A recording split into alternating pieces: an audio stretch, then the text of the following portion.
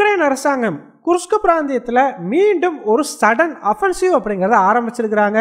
So உக்ரைனோட இந்த offensive ஆரம்பிச்ச அதே சமயத்துல பாத்தீங்கன்னா ரஷ்ய அதிபரான விளாடிமிர் புட்டின் அவரோட கமாண்டர்ஸுக்கு ஒரு மிலிட்டரி டாக்டிக்ஸை ஃபாலோ பண்ண சொல்லி அட்வைஸ் ஒன்னையும் கொடுத்திருக்கார். சோ இந்த வீடியோல நம்ம என்ன பார்க்க போறோம்னா உக்ரைன் இப்ப திடீர்னு ஒரு கவுண்டர் அஃபென்சிவை மீண்டும் குர்ஸ்க்ல ஆரம்பிச்சதற்கான காரணம் என்ன? சோ ரஷ்ய அதிபரான விளாடிமிர் புட்டின் அவரோட கமாண்டர்ஸுக்கு என்ன மிலிட்டரி டாக்டிக்ஸை அட்வைஸா கொடுத்தாரு அப்படிங்கறத பார்க்க போறோம். கூடவே புட்டினுடைய இந்த மிலிட்டரி டாக்டிக்ஸுக்கும் உக்ரைன் இப்ப கவுண்டர் அஃபென்சிவ் ஆரம்பிச்சிருக்கிறதுக்கும் என்ன சம்பந்தம் அப்படிங்கிறது ரொம்பவே டீடைலா இந்த வீடியோல பார்த்தலாம். வீடியோவை லைக் பண்ணிக்கோங்க, சேனலை சப்ஸ்கிரைப் பண்ணிக்கோங்க. வாங்க வீடியோக்குள்ள போயிடலாம். அறிவோம் தெளிவோம் உறவுகளுக்கு அன்பான வணக்கங்கள்.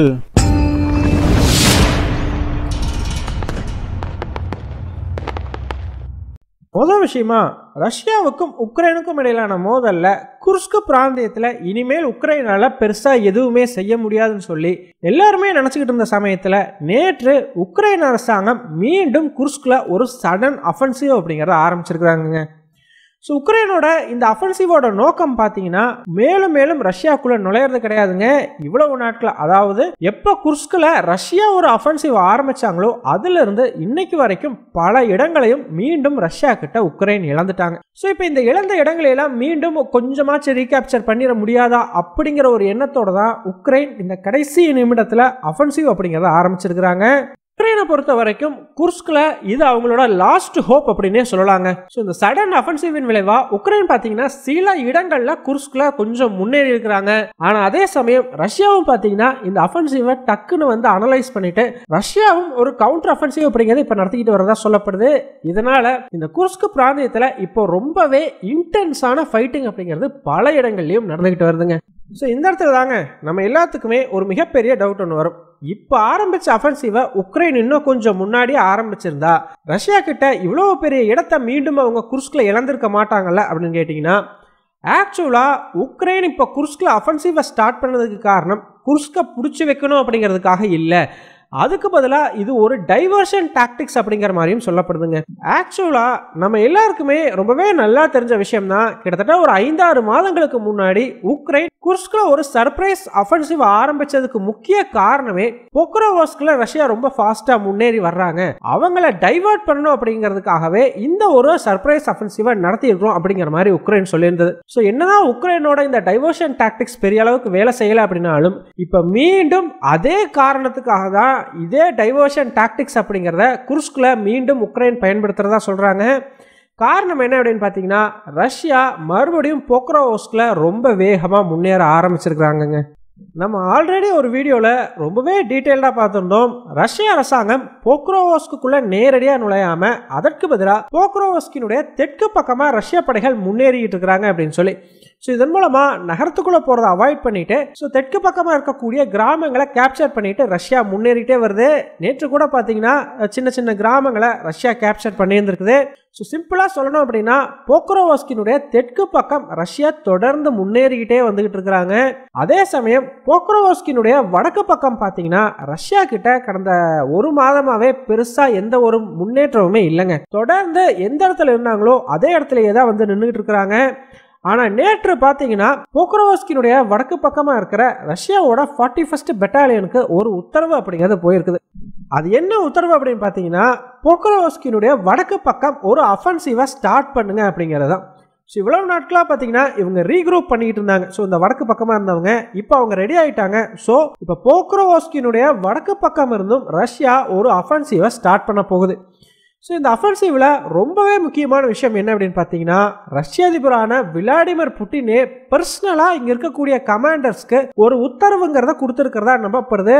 அது என்ன அப்படின்னு பார்த்தீங்கன்னா, பொக்ரோவோஸ்கினுடைய வடக்கு பக்கம் இந்த அஃபென்சிவை நடத்தும் பொழுது எக்காரணம் கொண்டும் நகரத்துக்குள்ள போயிட வேண்டாம், அதாவது பொக்ரோவோஸ்க்குள்ள போயிட வேண்டாம். அதற்கு பதிலாக பொக்ரோவோஸ்க்கு வெளியே இருக்கக்கூடிய சின்ன சின்ன கிராமங்களையே குறிவைங்க அப்படிங்கிற மாதிரி சொல்லியிருக்கா. அப்படி ஏன்பா டைரக்டா போயிட்டு பொக்ரோவோஸ்க்ல சண்டை போட்டாதானப்பா அந்த பகுதியை கேப்சர் பண்ண முடியும் அப்படின்னு கேட்டீங்கன்னா, ஆக்சுவலா இங்க புட்டினோட பிளான் என்ன அப்படின்னு பாத்தீங்கன்னா, பொக்ரோவோஸ்கினுடைய தெற்கு பக்கம் ஆல்ரெடி படைகளை நல்லாவே முன்னேறி போக வச்சுட்டாங்க. அவங்க கிட்டத்தட்ட பொக்ரோவோஸ்க சுத்தி வளைக்கக்கூடிய ஒரு சூழ்நிலையில இருக்கிறாங்க.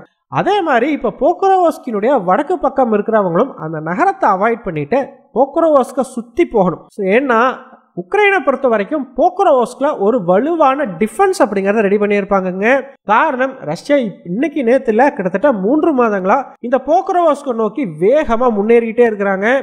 ஸோ அப்பையிலிருந்தே உக்ரைனும் இதற்கு தயாராகிட்டு தான் இருந்திருக்கும். ஸோ லிட்டரலாக போக்ரோவாஸ்க் நகரத்தில் ஒரு ஸ்ட்ராங் டிஃபென்ஸ் அப்படிங்கிறத நம்ம எதிர்பார்க்கலாம். ஸோ இதனால தான் இப்போ ரஷ்யா என்ன பிளான் பண்ணியிருக்கிறாங்கன்னா, அவங்க ஸ்ட்ராங் டிஃபென்ஸை வச்சுக்கிட்டு அங்கேயே நிற்கட்டும். அவங்க அங்கேயே நின்றுட்டு இருக்கிற சமயத்தில் நம்ம இந்த மாதிரி சுற்றி இருக்கக்கூடிய சின்ன சின்ன கிராமங்களை கேப்சர் பண்ணிடலாம். எந்த அளவுக்கு உக்ரைனோட நிலத்தை கைப்பற்ற முடியுமோ அந்த அளவுக்கு கைப்பற்றுங்க அப்படிங்கிறது தான் பார்த்தீங்கன்னா புட்டினுடைய உத்தரவு. ஸோ நீங்கள் இந்த மேப்பை பார்த்தீங்கனாலே நல்லாவே தெரியும். போக்ரோவோஸ்கினுடைய தெற்கு பக்கம் ரஷ்ய படைகள் போக்ரோவோஸ்க் நகரத்தோட பாதி தூரத்தையே தாண்டி கிராஸ் பண்ணியிருப்பாங்க. ஸோ இதே மாதிரி தாங்க இப்போ வடக்கு பக்கமும் போக போகிறாங்க. ஸோ அப்போ என்ன ஆகும், ஒரு கட்டத்தில் போக்ரோவோஸ்க் அப்படிங்கிறது சுற்றி வளைக்கப்படும். அதே சமயம் போக்ரோவோஸ்கில் உக்ரைன் ஏற்படுத்தி வச்சிருக்கிற அந்த வலிமையான டிஃபென்ஸ் அப்படிங்கிறது பயன் இல்லாமல் போகும். ஏன்னா சும்மாவே அந்த டிஃபென்ஸ் அப்படிங்கிறது இருக்கும். அதே சமயம் உக்ரைனால பார்த்தீங்கன்னா அந்த டிஃபென்ஸை விட்டு கொடுத்துட்டு பின்வாங்கவும் முடியாது. ஸோ அவங்க தொடர்ந்து அந்த டிஃபென்ஸை இன்னும் வலுவாக ரெடி பண்ணுறதுக்கு தான் முயற்சி பண்ணுவாங்க. ஆனால் அந்த சமயத்தில் போக்ரோவோஸ்க்குள்ள வராமல் ரஷ்யா இந்த மாதிரி சுற்றி இருக்கிற சின்ன சின்ன கிராமங்களை தொடர்ந்து கேப்சர் பண்ண உக்ரைனுக்கு ஒரு பக்கம் பிரஷர் அப்படிங்கிறது அதிகமாகும். ஸோ இவங்க போக்ரோவோஸ்க்குள்ளேயே வர மாட்டேங்கிறாங்க. இந்த மாதிரி சுற்றி இருக்கக்கூடிய கிராமங்களை குறி வச்சு பெரிய அளவுக்கு அட்டாக் பண்ணி நிலத்தை கேப்சர் பண்ணிக்கிட்டே போறாங்க. பெரிய அளவுக்கு ஏரியாவை கேப்சர் பண்றாங்க அப்படிங்கிறது உக்ரைனுக்கு தெரிஞ்சாலே ஒரு கட்டத்தில் போக்ரோவோஸ்க்கு கொடுக்க வேண்டிய டிஃபென்ஸ் அப்படிங்கிறத சுற்றி இருக்கக்கூடிய இந்த சின்ன சின்ன கிராமங்களுக்கு உக்ரைன் பிரித்து கொடுக்க வேண்டிய ஒரு சூழ்நிலை உருவாகும். ஸோ ஆல்ரெடி பார்த்தீங்கன்னா ரஷ்யா இதே மாதிரியான ஒரு டாக்டிக்ஸை தாங்க செல்விடோன், உக்லெடார், உக்ரைன்ஸ்க் மாதிரியான பகுதிகளையும் ஃபாலோ பண்ணாங்க. அப்பயுமே போக்ரோவோஸ்கை நோக்கி வேகமாக போயிட்டு இருந்த ரஷ்ய படைகளுக்கு உக்ரைன் ஒரு ஸ்ட்ராங் டிஃபென்ஸ் அப்படிங்கிறத கொடுத்ததுனால உக்ரைனோட அந்த டிஃபென்ஸை கொஞ்சம் உடைக்கணும், அதை வேற பக்கம் பிரிக்க வைக்கணும் அப்படிங்கிறதுக்காக ரஷ்யா உக்லெடார் மேலே ஒரு அட்டாக் பண்ணாங்கன்னு சொல்லியிருப்போம். ஒரு செகண்டரி அஃபென்சிவ்ங்கிறத ஸ்டார்ட் பண்ணியிருந்தாங்க. ஆனால் உக்ரைன் பார்த்தீங்கன்னா உக்லெடாரே போனாலும் பரவாயில்ல, தங்களுக்கு போக்ரோவோஸ்க்கு தான் முக்கியம்னு சொல்லி உக்லெடாருக்கு பெருசாக ரெயின்ஃபோர்ஸ்மெண்ட் அப்படிங்கிறத கொடுக்காம விட்டாங்க. அதன் விளைவா உக்லெடாரை ஈஸியாக ரஷ்யா டேக் ஓவர் பண்ணியிருந்துச்சு. ஏன்பா அப்ப இந்த முறையும் உக்ரைன் அரசாங்கம் தங்களுக்கு போக்ரோவோஸ்க்கு தான் முக்கியம்னு சொல்லி வேற எந்த பக்கமுமே டிஃபென்ஸுங்கிறத உருவாக்காம போக்ரோவோஸ்க்கு மட்டுமே ஃபோக்கஸ் பண்ணா ரஷ்யா என்ன பண்ணுவாங்க அப்படின்னு கேட்டீங்கன்னா, இந்த முறை உக்ரைனால அது முடியாதுங்க. காரணம் உக்லெடாரில் இருக்கக்கூடிய நிலைமை வேற, போக்ரோவோஸ்கினுடைய வடக்கு பக்கம் இருக்கக்கூடிய நிலைமை வேற. ஸோ வடக்கு பக்கம் தொடர்ந்து ரஷ்யா எல்லா ஏரியாவையும் சின்ன சின்ன கிராமங்களையும் கேப்சர் பண்ணி பெரிய ஏரியாவை பிடிச்சாலும் தங்களுக்கு கவலை இல்லை அப்படின்னு சொல்லி உக்ரைன் இருக்க முடியாதுங்க.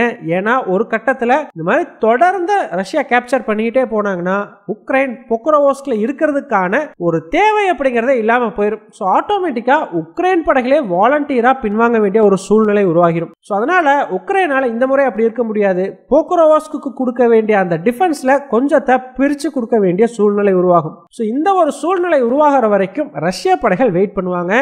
ஸோ ஆட்டோமேட்டிக்காக இங்கே கொடுக்க வேண்டிய படைகள், இங்கே வர வேண்டிய ரிசர்வ் படைகள் எல்லாம் வேற பக்கம் உக்ரைன் டைவர்ட் பண்ண போக்ரோவோஸ்க்ல இருக்கக்கூடிய அந்த டிஃபென்ஸ் அப்படிங்கிறது வீக்காக ஆரம்பிக்கும்.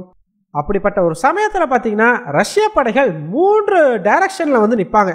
தெற்கு பக்கமும் ரஷ்ய படை தான் இருக்கும், வடக்கு பக்கமும் ரஷ்ய படை தான் இருக்கும், கிழக்கு பக்கமும் ரஷ்யா தான் இருப்பாங்க. ஸோ அப்போ ஆட்டோமேட்டிக்கா இங்க டிஃபென்ஸ் வீக் ஆயிடுச்சுன்னு தெரிஞ்சா 3 சைடு இருந்தும் உக்ரைன் மேல வலிமையான தாக்குதல் அப்படிங்கிறது ரஷ்யானால நடத்தப்படும். அப்போ போக்ரோவோஸ்க்ல இருக்கக்கூடிய உக்ரைன் படைகள் ரொம்பவே திணற வேண்டிய ஒரு சூழ்நிலை உருவாகும். ஸோ இதுதாங்க ரஷ்யாவோட பிளான். இதனாலதான் புட்டினே பர்சனலா போக்ரோவோஸ்க்குள்ள நுழைய வேண்டாம், சுத்தி இருக்கக்கூடிய கிராமங்களை மட்டும் ஃபோக்கஸ் பண்ணுங்க, முடிஞ்ச அளவுக்கு நிலத்தை கைப்பற்ற பாருங்க அப்படிங்கிற மாதிரி தான் சொல்லியிருக்காப்படி. ஸோ இப்போ உக்ரைனுக்கும் பார்த்தீங்கன்னா இந்த விஷயம் எல்லாம் நல்லாவே தெரியுங்க. ஸோ உக்ரைனை பொறுத்த வரைக்கும் ரஷ்யா போக்ரோவோஸ்க்ல முன்னேறக்கூடாது. அப்ப என்ன பண்ணணும், கிட்டத்தட்ட 6 மாசத்துக்கு முன்னாடி ரஷ்யா போக்ரோவோஸ்க்ல முன்னேறாம தடுத்து நிறுத்துறதுக்கு உக்ரைன் என்ன பண்ணுச்சோ அதே விஷயத்த இப்ப மறுபடியும் ட்ரை பண்ணியிருக்காங்க.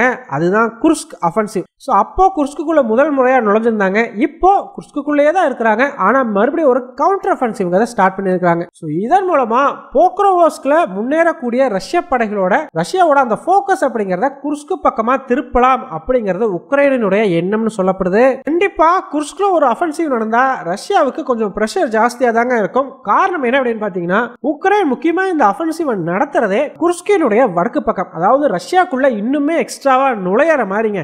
இதுவரைக்கும் மேற்கு பக்கம் மிகப்பெரிய அளவுக்கு நிலப்பகுதியை உக்ரைன் இழந்திருக்கிறாங்க. ஆனா அந்த இடத்த விட உக்ரைன் இந்த குர்ஸ்கினுடைய வடக்கு பகுதி மேலதான் போக்கஸ்டா இருக்கிற மாதிரி சொல்லப்படுது. ஏன்னா வடக்குல போக போக தொடர்ந்து ரஷ்யாக்குள்ள நுழையலாம். இன்னும் 1 இன்ச் அவங்க எக்ஸ்ட்ரா ரஷ்யாக்குள்ள நுழைஞ்சா கூட அதை வச்சு ஒரு பெரிய ப்ராபகண்டா ரஷ்யாவுக்கு எதிராக பண்ணலாம். ஸோ இந்த மாதிரி நாங்கள் மேலும் மேலும் ரஷ்யாவுக்குள்ள நுழையிறோம் அப்படின்னு சொல்லி. அது மட்டும் கிடையாதுங்க, இந்த மாதிரி உக்ரைன் உள்ள வர வர மறுபடியும் அவங்களுக்கு ஆப்ரேஷனல் ஏரியா அப்படிங்கிறது குர்ஸ்கில் அதிகரிக்கும். ஸோ மறுபடியும் ரஷ்யாவுக்கு எதிராக லாங் ரேஞ்ச் மிசைல்ஸ் அப்படிங்கிறத உக்ரைன் பயன்படுத்துறதுக்கான வாய்ப்புண்டு. அதுவும் குளிர்காலம் ஆரம்பிக்கிற இந்த சமயத்தில் ரஷ்யா பண்ற அதே டாக்டிக்ஸை உக்ரைனும் ஃபாலோ பண்றாங்க, ரஷ்யாவோட எனர்ஜி கிரிட்ஸ் மேல அட்டாக் பண்றாங்க அப்படின்னா கண்டிப்பா அது ரஷ்யாவுக்கு ஒரு பிரச்சனையா தாங்க இருக்கும். ஆனால் ரஷ்யாவை பார்த்தீங்கன்னா இந்த விஷயத்த விட்டு கொடுக்குற மாதிரி இல்லை. ஒரு ஸ்ட்ராங்கான கவுண்டர் அஃபென்சிவ்ங்கிறத ரஷ்யாவும் நடத்துறதா சொல்லப்படுது. ஸோ என்ன நடக்குது அப்படிங்கிறத இன்னும் சில நாட்கள் பொறுத்திருந்து பார்த்தோம் அப்படின்னா ரொம்பவே தெளிவாக தெரிஞ்சுக்கலாம். ஸோ ஃபைனலாக நீங்கள் என்ன நினைக்கிறீங்க? ரஷ்ய அரசாங்கம் போக்ரோவோஸ்க்ல நடத்தக்கூடிய அந்த அஃபென்சிவை ஸ்லோ பண்ணிட்டு குர்ஸ்க்ல ஃபோக்கஸ் பண்ணுவாங்களா, இல்லை குர்ஸ்க்ல ஒரு அஃபென்சிவ் நடந்தாலுமே கூட போக்ரோவோஸ்க்ல முன்னேறதை நிறுத்தாம ரஷ்யா வேகமாக போக்ரோவோஸ்க்ல முன்னேறுமா? உங்களுடைய கருத்துக்கள் என்ன அப்படிங்கிறத மறக்காம கமெண்ட்ஸ் சொல்லுங்க. நன்றி.